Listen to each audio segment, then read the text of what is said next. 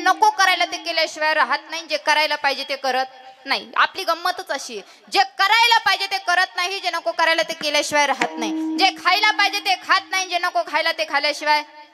जे प्यायला पाहिजे ते पित नाही, जे नको प्यायला ते पिल्याशिवाय. आपली गंमतच उलटी राजा हो. म्हणून तर आपल्याला ह्या आयुष्याचा खरा आनंद प्राप्त करता येत नाही. नाही येत करता आनंद आपल्याला प्राप्त. आपण ज्या गोष्टीमध्ये दुःख आहे तिकडं आनंदाने बघत असतो.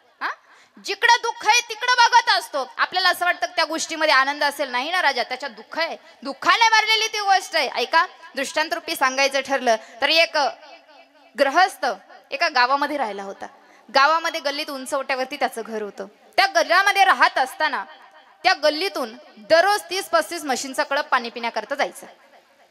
दररोज तो कळप पाणी पिण्याकरता जायचा. त्या कळपामध्ये एक म्हातारी म्हैस होती. ती म्हातारी म्हैस सर्व म्हशी पुढे निघून गेल्या की पाठीमागून हळूहळू एकटी चलत यायची. एकटीच चालायची बिचारी. सगळ्या म्हशी निघून गेलेल्या. ह्यो ग्रहस्थ एके दिवशी ओट्यावरती बसलेला होता. यानं त्या म्हशींचा कळप बघितला. बघितल्याच्या नंतर जी सगळ्यात शेवट पाठीमागून हळूहळू येणारी म्हैस होती ना, म्हातारी म्हैस, यानं ती बघितली. बघितल्याच्या नंतर याला ती म्हैस फार आवडली. आता कोणाला काय आवडून सांगता येत. याला ती म्हैस आवडली, 4 पायाची. ती म्हैस आवडली. यानं विचार केला, म्हैस म्हातारी आहे, वयस्कर आहे, गुबगुबीत आहे, हिचे शिंग गोलाकार आहे. आपण एक काम करू, हिच्या गोलाकार असणाऱ्या शिंगामध्ये आपलं मुंडकं जातं का पाहू. विचार केला. आपले विचार मी सांगते. यानं विचार केला, हिच्या गोलाकार असणाऱ्या शिंगात आपलं मुंडकं जातं का पाहू. विचार केला. म्हशी निघून गेल्या. दुसरा दिवस म्हशी आल्या. याचा विचार चालू झाला. 3 दिवस झाले, विचार चालू. 8 दिवस झाले, विचार चालू.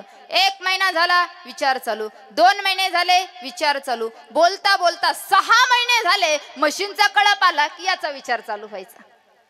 6 महिने झाले. यानं एके दिवशी पक्का निश्चय केला, आज जे होईल ते होईल, म्हशीच्या शिंगात मुंडकं घालायचं म्हणजे घालायचं. पक्का निश्चय केला. ठरलं. म्हशी नित्यनेमाप्रमाणे दररोजच्या नेमाप्रमाणे आल्या. सर्व म्हशी निघून गेल्या. हा ओट्यावरती सावध बसला. म्हातारी म्हैस पाठीमागून एकटी हळूहळू चालत यायची.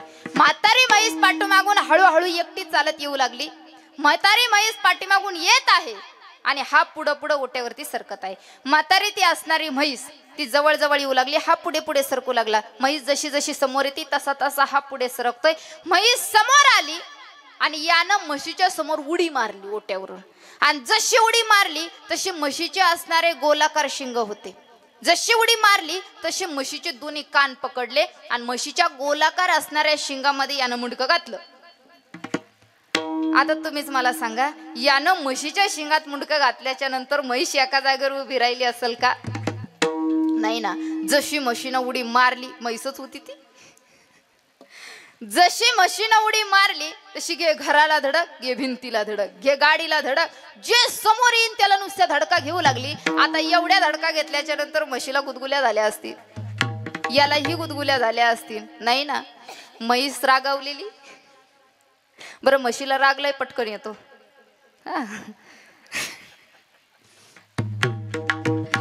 म्हैस रागावलेली, तिच्या शिंगात यानं मुंडकं घातलेलं.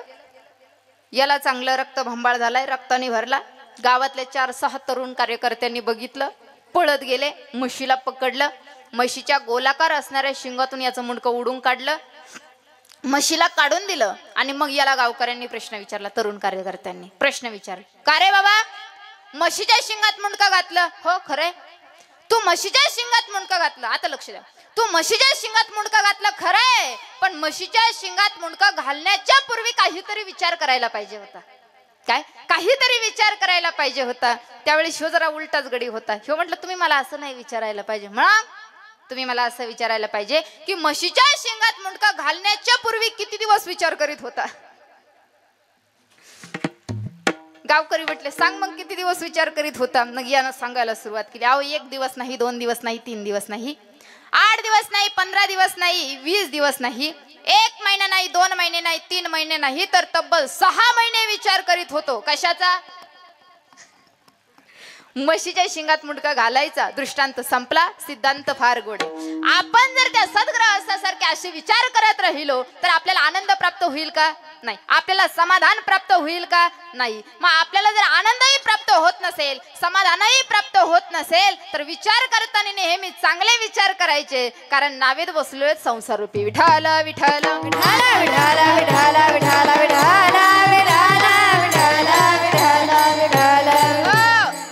मग आपण सर्वजण विचार करत असताना एक गोष्ट लक्षात ठेवा, एक ना एक दिवस काळ येणारे, झडप घालणारे आणि घेऊन जाणारे, पण तो दिवस आजपर्यंत कुणालाही माहिती नाही. प्रत्येकाचा दिवस ठरलेला आहे, प्रत्येकाला एक ना एक दिवस जाणं आहे. आता तुम्ही आम्ही सर्वजण चालते हलते डोलते बोलते प्राणी आहोत. आपण सर्वजण चालते हलते डोलते बोलते प्राणी आहोत, पण आता आपण चालतोय हलतोय डोलतोय, 5 मिनिटात आपण सर्वजण चालू हलू डोलू बोलू याची गॅरंटी नाही. नाही. आता मी ही तुमच्या समोर बोलते, 5 मिनिटात मी सुद्धा बोलल याची गॅरंटी नाही. थोड्या वेळ तर दम काढा. पण त्याचंही काही सांगता येत नाही. कधी गपक्यात नंबर लागल सांगता येत नाही, कधीच नाही सांगता येणार. कारण तो काळ तुमच्या आमच्यावरती टपलेला आहे, तो तुमच्या आमच्यावरती टपलेला आहे. तो येणार आहे. तुम्हा आम्हाला हे शरीर भाडे तत्वावरती दिलंय, तुम्हा आम्हाला भगवंताने हे शरीर भाडे तत्वावरती दिलंय, परमानंट दिलेलं नाहीये, टेम्पररी दिलेलं आहे.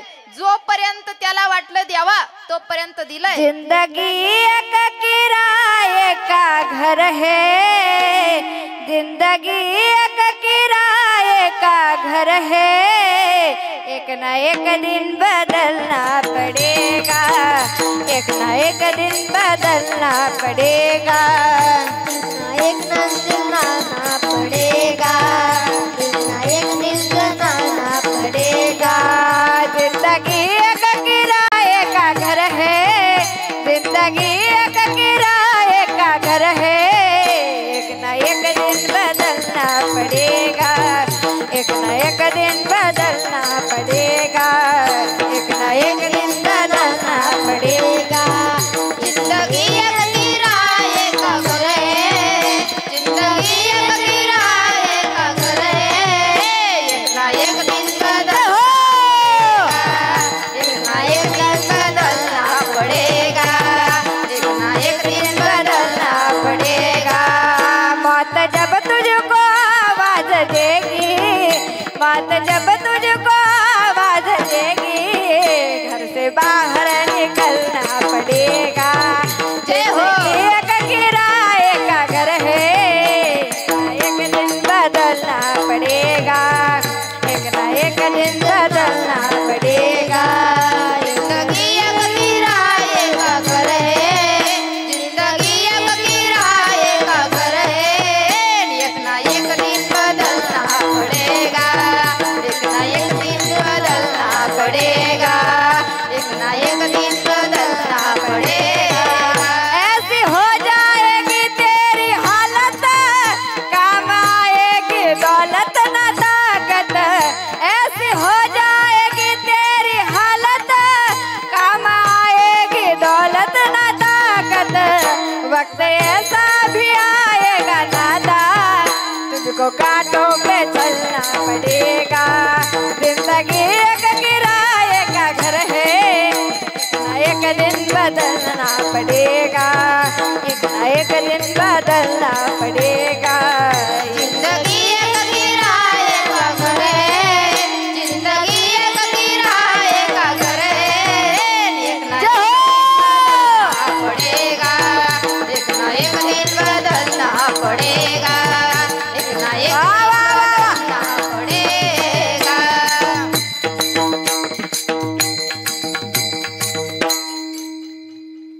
जिंदगी एक किराए का घर है, एक ना एक दिन बदलना पड़ेगा. मौत जब तुझको आवाज देगी, घर से बाहर निकलना. हा, एक ना एक दिवस हे घर आपल्याला, शरीर रूपी घर आपल्याला सोडून जायचंय. पण लक्षात ठेवा, हे शरीर रूपी घर जोपर्यंत आपल्या ताब्यात आहे तोपर्यंत या घराचं आपण चांगलं राहायचं, घराच्या मालकाशी इमानदारीनं वागायचं. कसं? ऐका, दृष्टांत सांगते तुम्हाला. घराचा मालक दुसरा आहे, त्याच्याशी जर इमानदारी केली तर निश्चित तो आपल्याला जवळ करेल. आपल्यावरती तो प्रेम करेल, पण जर त्याच्याशी इमानदारी नाही ठेवली, आपण जर जीवन जगत असताना चांगलं नाही वागलं, तर तो आपल्याला ढिशमिश केल्याशिवाय राहणार नाही. जसं आपण खेडेगावात राहतो, आपल्याला शहराच्या ठिकाणी राहायला जायचंय, पण शहराच्या ठिकाणी राहायला जाताना स्वतःचं घर नसतं, आपल्याला भाडे तत्वावरती घर घ्यावं लागतं. मग आपण त्या मालकाकडे जातो, त्या भगवंताकडे जातो आणि भगवंताला हात जोडतो, दादा एखादं घर आम्हाला राहण्यासाठी द्या, या भूतलावरती एखादं घर आम्हाला राहण्यासाठी द्या. ते कोणतंही असो, कुठेही असो, कोणत्याही कॉलनीमध्ये असो, कोणत्याही गल्लीत असो, पण या शहरामध्ये, या इहलोकामध्ये एक शरीररूपी घर आम्हाला राहण्यासाठी द्या. मालकाला हात जोडले, मालकाला सांगतो एखादी आम्हाला शहरात रूम राहण्यासाठी द्या. मालक आपल्याला राहण्यासाठी घर देतोय, मालकाने आपल्याला राहण्यासाठी घर दिलंय, पण त्या घरामध्ये, ह्या घरामध्ये राहत असताना आपण जर इमानदारीनं राहिलो तर मालक आपल्याला या घरामध्ये अनेक दिवस राहून देईल. आणि आपण जर इमानदारी सोडली तर मालक आपल्याला हाकलून दिल्याशिवाय राहणार नाही. आणि एक लक्षात ठेवा, या घरामध्ये राहत असताना आपण किती जरी पैसा कमवला, किती जरी सोनं नाणं कमवलं, किती जरी घराला कलर मारला, किती जरी घराला रंगवलं, तरी ते घर आपलं स्वतःचं नाही. किती सुंदर फुलाचे झाडं तुम्ही घरासमोर लावा, तुम्ही गुलाब लावा, जाईजुई लावा, मोगरा लावा, कोणतेही झाडं तुम्ही घरासमोर लावा, घराला सुंदर सजवा, कलर द्या, सुंदर घर करा, पण नाही हो, त्या घराचा मालक दुसरा आहे. तसा या घराला किती जरी सजवलं, किती जरी मडवलं, 10 तोळे दागिने अंगावर घातले, तरी घर आपलंय का? नाही ना. एक ना एक दिवस हे घर सोडायचंय, कारण याचा मालक दुसरा आहे. जर आपण या घरामध्ये राहत असताना चांगलं राहिलो तर बरेच दिवस राहणार आहे, पण जर आपण या घरामध्ये राहत असताना येडेवानी करायला सुरुवात केली, जर आपण मालकालाच बदनाम करायला सुरुवात केली, तर मालक आपल्याला घर खाली करायला लावणार आहे. मग तो कधीही लावल. जर चांगलं राहिलो तर 10 वर्ष त्या घरात राहणार, आणि जर येड्यावानी केलं तर 5व्या दिवशी घरातून बाहेर काढणार. मग त्याच्याशी इमानदार राहा, कारण चाले हे शरीर कोणाची असते, कोण बोलाविते हरिवीना, हो कोण बोलाविते हरिवीना, कोण बोलाविते हरिवीना, कोण बोलाविते हरिवीना. चाले हे शरीर कोणाची असते, चाले शरीर कोणाची असते, चाले हे शरीर कोणाची असते, चाले हे शरीर कोणाची असते. कोण बोलाविते हरिवीना, ओ कोण बोलाविते हरिवीना, कोण बोलाविते हरिवीना, कोण बोलाविते हरिवीना. चाले हे शरीर कोणाची असते, कोण बोलविते हरिवीना. या शरीरावरती सर्व सत्ता त्याची आहे, म्हणून भाडे तत्वावरती मिळालेले शरीर आहे. मिळालंय ना या इहलोकामध्ये आपल्याला मानवी शरीर प्राप्त झालंय ना आपल्याला, मग आनंदाने जगा. आणि लक्षात ठेवा, तुम्हा आम्हाला मनुष्य रूपी देह प्राप्त झालाय, मानवी शरीर तुम्हा आम्हाला मिळालंय, पण कळालं नाही. आपल्याला मनुष्य रूपी देह मिळाला पण कळालं नाही. आपल्या उलट देवाला या देहाने करायचं काय हे कळलंय, पण देहच मिळाला नाही. पदरच नाही सांगणार, स्वर्गीच्या अमर इच्छितात ते देवा मृत्युलोकी भावा जन्म